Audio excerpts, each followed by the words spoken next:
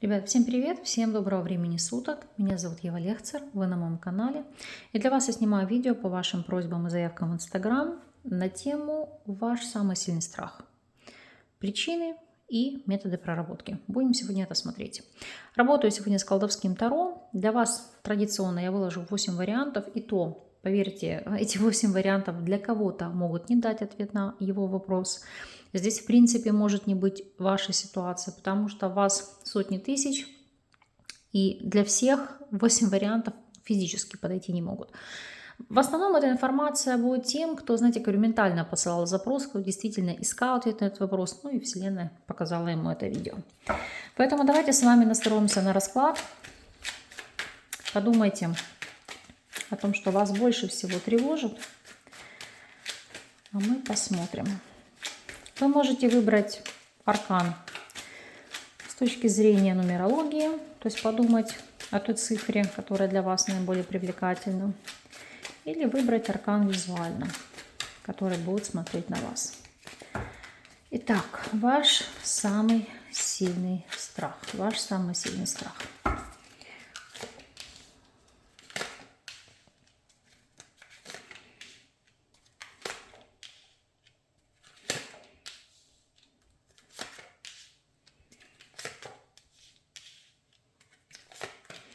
Восемь вариантов. Все карты смотрят на вас. Если вам нужно дополнительное время, чтобы расслабиться, настроиться, выбрать карту, вы можете поставить видео на паузу, помедитировать, подумать, внутренне ощутить, куда вас тянет энергетически, ну и, конечно же, просмотреть. Итак, давайте начнем. Для тех, кто у нас выбрал первый вариант по аркану звезда. Один из ваших самых сильных страхов. Что здесь может проходить? Аркан звезда всегда говорит о ситуации боязни, не раскрыть свой талант, не раскрыть свой потенциал, боязнь себя проявлять. Понимаете, здесь у вас полярность. С одной стороны, хочется внимания, быть в центре внимания, медийности, известности, а с другой стороны, вы крайне здесь зажаты.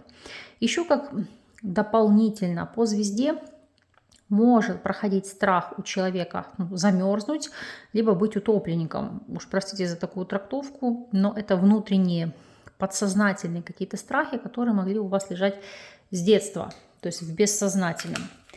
Давайте спросим, что стало первопричиной таких страхов. О чем здесь идет речь? Отшельник, шестерка пентаклей и паж жезлов. Карты, которые нам здесь говорят о ситуации, что вам кажется, что вы недостаточно сильны, что вам стоит искать свой путь, что вам нужна дополнительная чья-то помощь. Видите, по пажу жезлов вам хоть и хочется проявиться, показать себя, но вместе с тем эта карта очень часто указывает на внутреннюю неуверенность, причем неуверенность эта могла быть взрощена представителями старшего поколения. Это могут быть просто как чужие люди, наставники, учителя, тренера, так и, допустим, люди старшего поколения из вашей семьи. Потому что, которые говорили, что вы чего-то недостойны. Потому что шестерка пентаклей и паж жезлов – это позиция, когда ты должен что-то заслужить. Внимание, любовь, действия. То есть это должно окупаться. То есть не дарили вам что-то безвозмездно. Принижали ваши таланты. Ну и здесь, видите, как следствие идет внутренний страх. Почему еще сказала на вопросы боязнь холода? Ну, даже посмотрите, здесь отшельник стоит на такой оледеневшей скале. Поэтому здесь действительно могут быть ситуации, когда люди боятся замерзнуть, либо, повторюсь, все, что касается воды. Может быть, даже как уйти под лед, если особенно кто-то в детстве там проваливался, были бы такие моменты, либо это происходило на ваших глазах, то это такой внутренний триггер, который вызывает у вас эти переживания, страхи. Хорошо, как это проработать, как это преодолеть?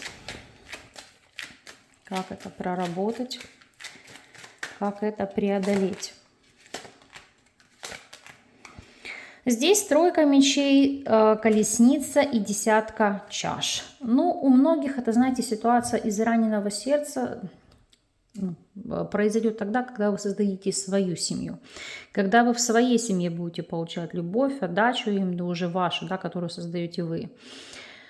И будете получать ту эмоциональную подпитку и поддержку, которую вы не видели в детстве, не видели от вашего окружения. Ну а у некоторых тройка мечей, колесница, десятка чаш – это в принципе менять окружение и социум. То есть те люди, которые вас обесценивают, вас в чем-то принижают, это отказываться от общения с ними, но у многих это, знаете, может произойти только после переезда. То есть другой город, регион, область, может быть даже страна. То есть как обретение людей, которые ментально вам близки по духу. Вот тогда вы сможете здесь избавиться от этой ситуации. Потому что, видите, семерка жезлов, отстоять себя, свое право на раскрытие потенциала, свое право на значимость, на творчество, свое право на известность. Здесь, знаете, как вы не в том месте, не в то время. Однозначно нужно менять ситуацию там, где вы находитесь. Поэтому вот так. Ну, не зря же говорят, не можешь изменить ситуацию, измени свое отношение к ней. Если вы не можете, понятное дело, там поменять концепцию всего региона, где вы живете, что, естественно, само собой разумеется, то вам нужно переезжать. Так, для тех, кто у нас выбрал второй вариант, здесь у нас ложится король пентаклей, ваш внутренний страх. У кого-то это может быть страх отца, деда, супруга. Ну и подспутно здесь эти карты указывают на ситуацию, что у многих может быть страх безденежья, потому что король пентаклей – это зацикленность на материальных ресурсах. Это зацикленность на обладании. У кого-то вопрос зацикленности на власти. Сейчас посмотрим. Колесница, колесо, фортуны, жрица. Ну, первооснова это здесь все-таки деньги, потому что колесница, колесо, фортуны и жрица – это фактически зацикленность на накоплениях. Постоянно стремиться к увеличению дохода, к увеличению ваших ресурсов, ваших возможностей. И у многих еще здесь может проходить ситуация, когда вы опасаетесь того факта, что могут открыть какие-то нелегальные источники дохода. Безусловно, это не для всех это будет справедливо, для некоторых людей, но тем не менее. Как вам преодолеть этот страх? Как вам... Башня выпала первая. Как вам преодолеть этот страх? Башня, сила, двойка чаш. Башня, сила, двойка чаши, понимаете, здесь по ситуации могу вам сказать одно. По картам, которые здесь ложатся, это в жизни могут произойти такие ситуации, когда... Ну, сама карма вас научит, знаете, как что-то терять. Я не говорю, что в полном масштабе, да, но что-то терять. Может быть, какую-то часть имущества или еще какие-то моменты. И научиться подниматься вновь. Не цепляться за материальное, а цепляться за связи, за союзы, за эмоции, за поддержку, за какие-то личностные качества тех людей, которые вас окружают. Потому что, к сожалению, так складывается в жизни нашей, ничто материальное не вечно. Поэтому башня, сила, двойка чаш – это как... менять приоритеты, менять, в принципе, взгляды на жизнь. Жить ради других, ради удовольствия, помогать другим. Вот когда вы начнете больше отдавать, потому что сила это еще оказывать поддержку, вот тогда ваше финансовое состояние, оно будет процветать. И вы не будете еще опасаться того, что здесь что-то рухнет. То есть чем больше отдаете, тем больше получаете. Для тех, кто у нас выбрал третий вариант – чего вы опасаетесь? Шестерка жезлов – это карта нарциссизма, карта победителя, карта триумфа. То есть в своей жизни вы опасаетесь быть не на коне. То есть это по принципу у соседа трава зеленее. Вы боитесь быть, знаете, аутсайдером. То есть не иметь успехов. Я не говорю, что во всех сферах жизни, да, но какой-то ключевой для вас. Вам хочется соответствовать представлениям о вас. Ваших родственников, ваших друзей, ваших знакомых, ваших близких. Еще по этому аркану может проходить боязнь, ситуация, когда кто-то может подорвать ваш авторитет. Неважно, в коллективе, в социуме, среди близких. Потому что мы помним, шестерка жезлов царя делает его свита. Так и у вас здесь опасение, что в любой момент те, кто вас поддерживает, могут от вас отвернуться, либо сыграть против вас. Еще ваши внутренние страхи. Шестерка жезлов у нас карта перемещения. То есть здесь могут идти боязни и адаптация к эмиграции, к переездам, к смене места жительства. Да? Ну вот эти перемены вас прям выбивают из колеи. Ну и в бытовом таком аспекте по шестерке жезлов это действительно может идти страх вождения каких-либо транспортных средств. Автомобиля, мотоцикла, не имеет значения что. Да? Вот это присутствует и ситуация, которую вы перебороть не можете. Ну давайте посмотрим, что стало первой причиной страхов. Что стало первопричиной? Башня, паж жезлов и дьявол. Ну, у кого-то стал негативный опыт. Во-первых, кто-то мог действительно по глупости попасть в какую-то аварию, ДТП, ситуация, которая от вас не зависит, но паж жезлов и дьявол вы потом, ну, как длительный период могли расхлебывать какие-то последствия. И второй момент – это вопрос фиаско, потому что башня, паж жезлов и дьявол оказаться в какой-то созависимой ситуации, где вас могли высмеять. Но опять же, поскольку у нас здесь падает паж жезлов, это момент, когда, ну, то есть ситуация, которая идет из детства, то есть это уже незрелый возраст. Как вам проработать эту ситуацию? Как проработать эту ситуацию? Семерка чаш, девятка чаш и четверка чаш. Видите, все кубковые арканы и дно колоды двойка чаш. Это, конечно же, карта поддержки, но вместе с тем это ситуация гипноза, гипнотерапии, вопросов регрессинга, потому что семерка чаш – это погрузить вас в вопросы транса, девятка чаш, четверка чаш – это как искоренить подсознательный страх и настроить вас на тот лад, который необходим. Можно здесь, конечно, действовать и другими методами, то есть НЛП, либо работа с психологом, но в этом случае это будет более затяжной процесс и, возможно, менее эффективный, потому что здесь нужно работать с вашим бессознательным и разбирать его по полкам. Опять же, семерка чаш, девятка чаш и четверка чаш должны вам говорить о том, что прекрасно, когда вас поддерживают, но ваш триумф, ваш авторитет, ваша целостность внутри вас. Вы не должны зависеть от толпы, не должны зависеть от массы. То есть здесь не нужно пытаться быть хорошим для всех или всем угодить. Потому что вот эта ситуация, что же выбрать, как же быть, может с вами сыграть злую шутку. Пытаясь быть для всех идеальным, вы потеряете самого себя. Так, для тех, кто у нас выбрал четвертый вариант, ваши страхи. У кого-то может быть страх того факта, что вы никогда не создадите семью. И знаете, что самое интересное? Даже если вы очень сильно стремитесь семью создать, могут быть переживания, страхи, повторение той модели взаимоотношений, которую вы могли видеть в детстве. Не обязательно это мама и бабушка, это может быть там мама, папа, да, бабушка, дедушка, это может быть там, или у сестры как-то не совсем удачно сложилась личная жизнь. То есть это смотреть на представителей своего рода. И ситуация, которая вот это триггерит, вызывает какой-то внутренний страх и опасение. А как же будет у меня? Вот так хочу семью, а стоит ли? Потому что у вас потом может возникать ступор, а то ли чего вы это хотели. Ну, давайте смотреть, откуда здесь у вас растут ноги, откуда идет эта проблема. Сила, девятка чаш и башня. Сила, девятка чаш и башня. Здесь оказывалось моральное либо физическое насилие в семье.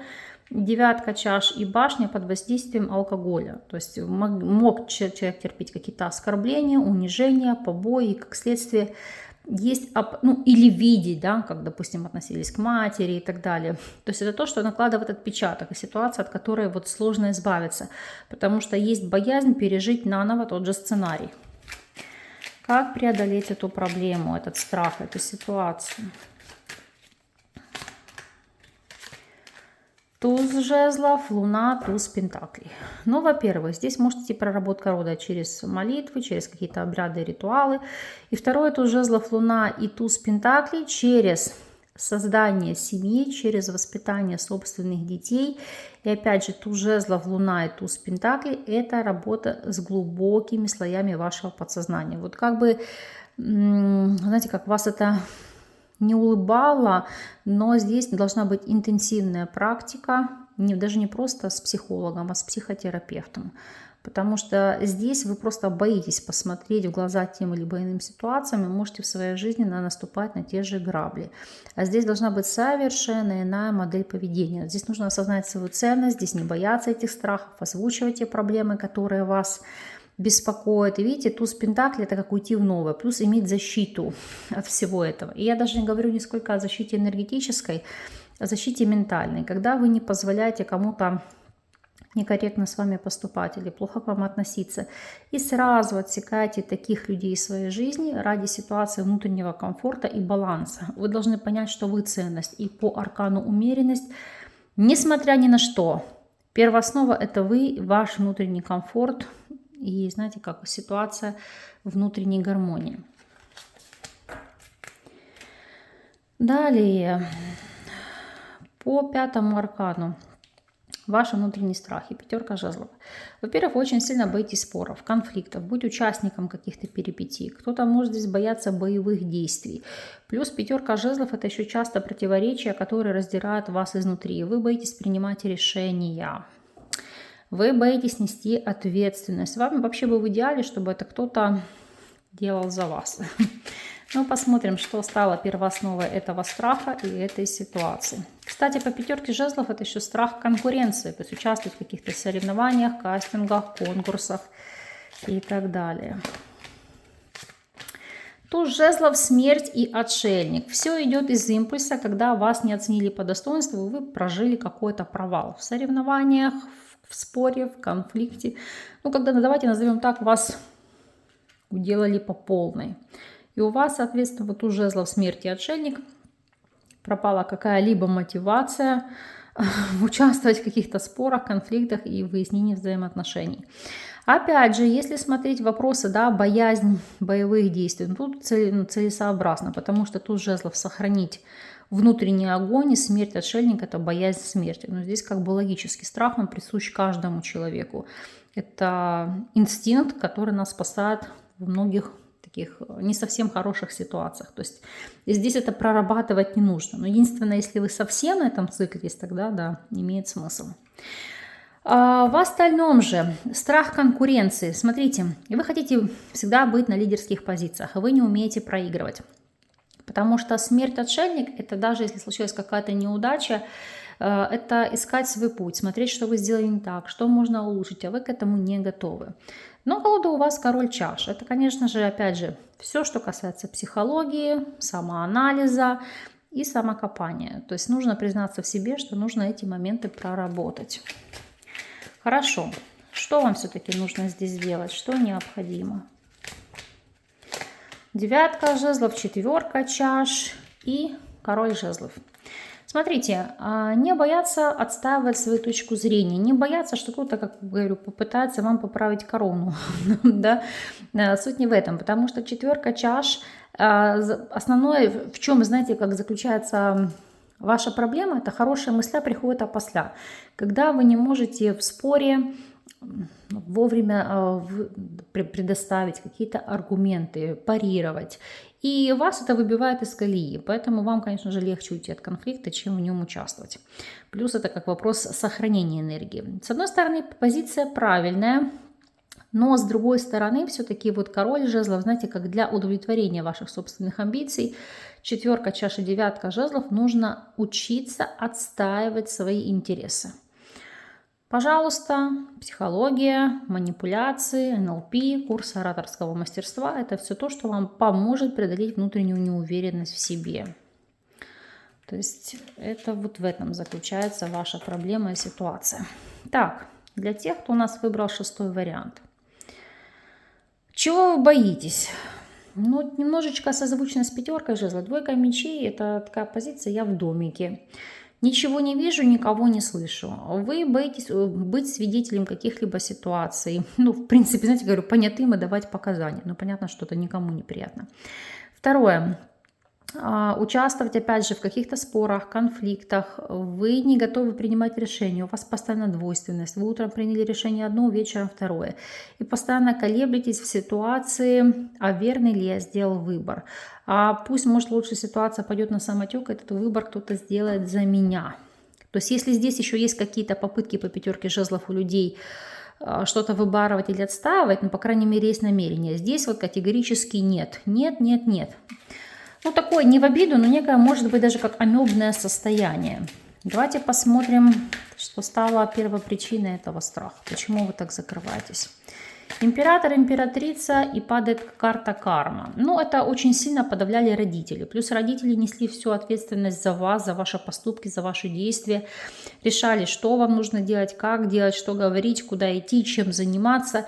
И знаете, как вам так легче в жизни. И вам хочется иметь такого партнера или партнершу, который будет повторять эту модель поведения и, по сути, решать все за вас. Для вас это был бы идеальный вариант.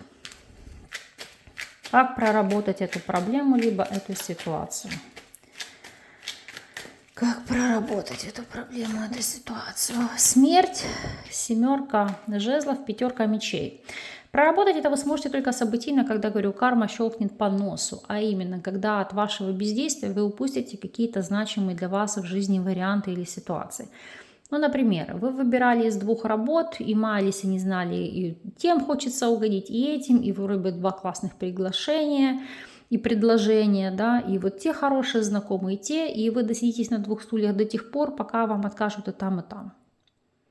И вы будете кусать локти относительно того, что вы не соизволили сделать выбор. То есть здесь сама жизнь вас заставит. Тут не нужно принимать какие-то решительные шаги или действия. То есть это будет кармический урок, который вы не сможете не пройти. Потому что смерть это будет вопрос трансформации, 7 жезлов и 5 мечей.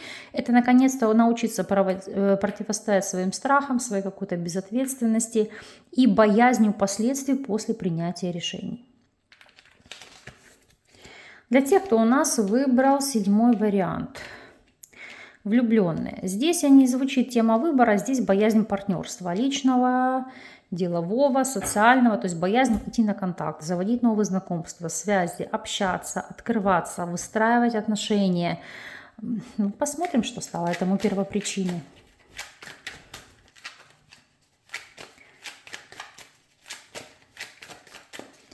Что стало этому первопричиной? Туз мечей, туз 3 туза. Слушайте, в связке с этим арканом влюбленный здесь еще может идти речь о вопросах выбора и ориентации. Что есть боязнь заявить, что не все это могут воспринять. Ну а в целом, если смотреть по этим картам, 3 туза, туз мечей, туз чаш, туз жезлов, что в свое время вам сказали, что вы не соответствуете ожиданиям человека, потому что туз мечей это ментальное, туз чаш это чувственное, туз жезлов это сексуальное. Что, знаете, вы как по всем параметрам вам могли такое заявить, что вы профан там, или не удел. Как следствие здесь вот это вот вас триггерит, эта ситуация, не оказаться в том же самом моменте. Ну давайте я сейчас посмотрю, что еще есть в этой триаде. Прям вообще, захочешь такое вытянуть, не вытянешь. 3 туза к ряду. 3 чаш, 9 чаш и 3 жезлов. И поэтому в жизни вы подписываетесь на любовные треугольники, на позицию вторых ролей. Вам лучше быть, знаете, как в ожидании кого-то запасным вариантом, потому что здесь внутренние неценности. Вот вам что-то внушили, и вы, знаете, в это свято поверили. Как следствие подписываетесь на те отношения, которые вас не устраивают и вас разрушают. Хорошо, как вам это проработать? Как вам это проработать? Паш пентаклей, 2 чаш, 10 чаш. Осознайте свою ценность, получайте новый опыт. 2 чаш и 10 чаш, будьте нацелены на отношения со свободными людьми. И, то есть не какими там, тех, кто там встречается с кем-то или еще, потому что здесь понять и осознать, что вы такое же благо, сокровище для другого человека, как и кто-то для вас. И, соответственно, не обесценивать себя. Оценивать людей, которые к вам в жизнь входят, по их поступкам, по их действиям, а не по сказанному, либо по эмоциям, которые, знаете, как проецируются в ваш адрес. Еще, это, знаете, как внутренняя забота о своем маленьком ребенке. Карты, которые говорят здесь о ситуации, особенно для тех, кто очень влюбчив. Не идеализируйте партнера. Еще раз повторюсь, смотрите на него беспристрастно, оценивая по поступкам и действиям в отношении вас. Тогда все ваши иллюзии в отношении людей, партнеров, они будут улетучиваться. Вы будете понимать, кто есть кто, и вот тогда с верными людьми вы будете выстраивать правильные союзы. Поэтому вот так. Для тех, кто у нас выбрал 8 вариант, 2 жезлов. Здесь не могу сказать, что ситуация выбора, здесь несколько иное. Я хочу объять необъятное. И рыбку съесть, и все остальное, и мир, да, в руках держать. Давайте посмотрим, почему такая многозадачность у вас в жизни присутствует. Или в чем конкретно здесь страх и проблема. 10 чаш, 2 чаш, колесо фортуны. Ух! Так, ну, смотрите, во-первых, у вас здесь примером, моделью для подражания могли быть члены вашей семьи, которые умели объять необъятное. Поэтому у вас здесь есть страх в жизни что-то упустить, что-то не попробовать. Это первое.